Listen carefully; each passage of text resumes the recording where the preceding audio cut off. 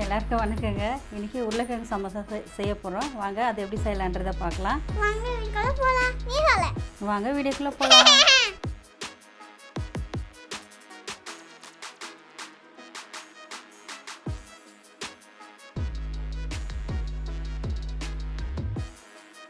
அதுக்கு முதல்ல நம்ம மாவு பிசைச்சிக்கலாங்க.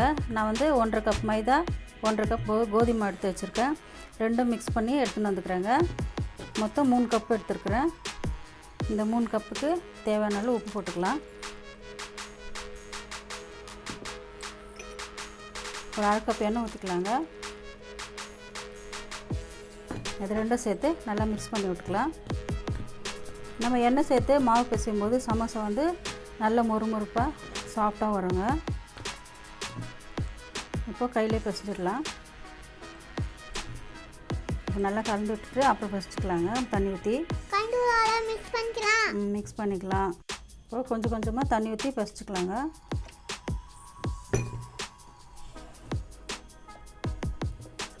நல்லா சாஃப்டாக சப்பாத்தி பதத்துக்கு பிசைச்சிக்கணும். இப்போ பாருங்கள், மாவு நல்லா பிசைஞ்சாச்சு.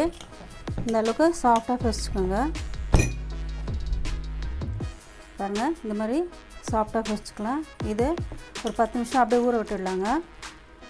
இப்போ பாருங்கள், நான் ஒரு 1/2 கிலோ உருளைக்கிழங்கு எடுத்து நல்லா வேக வச்சு எடுத்துகிட்டு வந்துக்கிறேன். இது வந்து மேஷ் பண்ணிக்கலாம். நல்லா சூடாக இருக்குதுங்க. இப்போ தான் வேக வச்சு எடுத்துகிட்டு வந்துக்கிறேன். அதனால தான் நான் இதில் மேஷ் பண்ணுறேன்.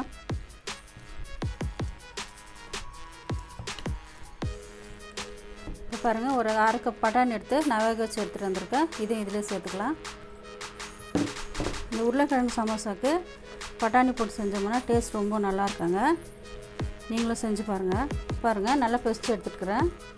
இதில் கொஞ்சம் மஞ்சள்தூள் போட்டுக்கலாம். 1 ஸ்பூன் கரம் மசாலா, ஒரு 1/2 ஸ்பூன் தனியாத்தூள் போட்டுக்கலாம். 1 ஸ்பூன் மிளகாத்தூள் போட்டுக்கலாங்க. கொஞ்சமாக பச்சை மிளகா கட் பண்ணி வச்சுருக்கேன், அதையும் சேர்த்துடலாம். இப்போது கொஞ்சம் கொத்தமல்லி வச்சுருக்கேங்க, அதையும் சேர்த்துக்கலாம். இப்போது இந்த மசாலாக்கு தேவையான அளவு உப்பு போட்டுக்கலாங்க. இதெல்லாம் சேர்த்து நல்லா பிசைஞ்சு எடுத்துக்கலாம். பாருங்கள், இந்த மாதிரி கை வச்சு நல்லா பிசைச்சுக்கோங்க. பாருங்கள், இந்த மாதிரி நல்லா கட்டி இல்லாமல் பிசைஞ்சு எடுத்துக்கோங்க. அப்போ தான் சமோசா நம்ம சாப்பிடும்போது நல்லாயிருக்கும். கட்டி கட்டி அந்த டேஸ்ட்டு தெரியாது.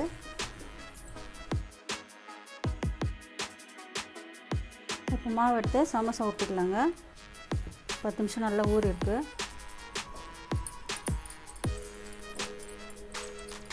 பாருங்கள், இந்த அளவுக்கு ஒரு சின்ன சப்பாத்தி சைஸ் அளவுக்கு எடுத்துக்கலாம். இதை வச்சு விட்டுக்கலாங்க கட்டையில்.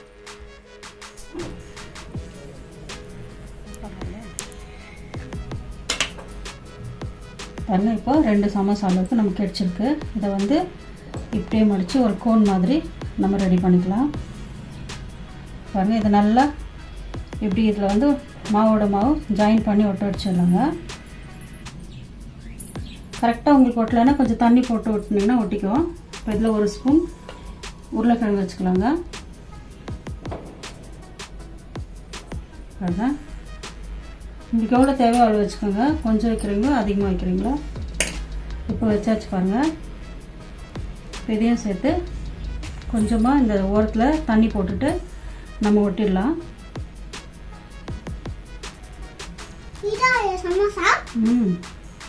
இப்போ பாருங்கள், ஒட்டியாச்சு. பாருங்கள், ஷேப் கிடச்சிருக்கு நம்மளுக்கு.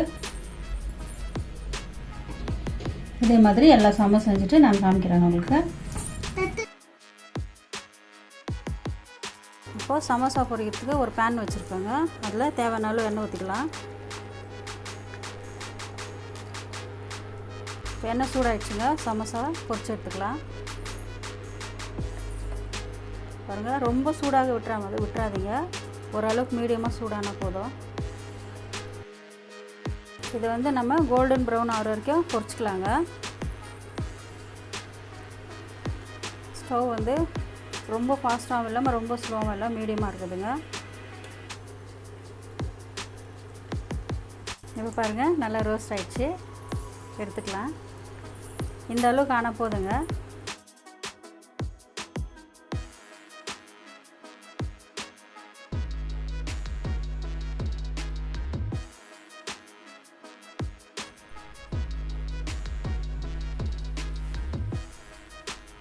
இப்போ பாருங்கள், உருளைக்கிழங்கு சமோசா நம்ம எவ்வளோ நல்லா ரெடி பண்ணிட்டோம். நீங்களே இதே மாதிரி செஞ்சு பார்த்துட்டு எப்படி இருந்துச்சுன்னு கமெண்ட்டில் சொல்லுங்கள். இந்த ஈவினிங் ஸ்நாக்ஸை செஞ்சு சாப்பிடுங்க, ரொம்ப டேஸ்ட்டாக நல்லா இருக்குங்க. சாப்பிட்டுலாம்.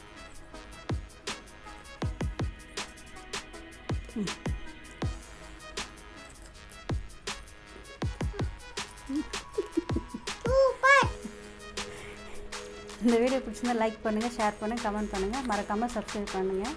நன்றி, வணக்கம். மீண்டும் அடுத்த வீடியோவில் சந்திப்போம். லைக் பண்ணுங்க, ஷேர் பண்ணுங்க, கமெண்ட் பண்ணுங்க. உங்க ஃப்ரெண்ட்ஸ்க்கு ஷேர் பண்ணி அப்படியே கமெண்ட் பண்ணுங்க. பை. பாய்.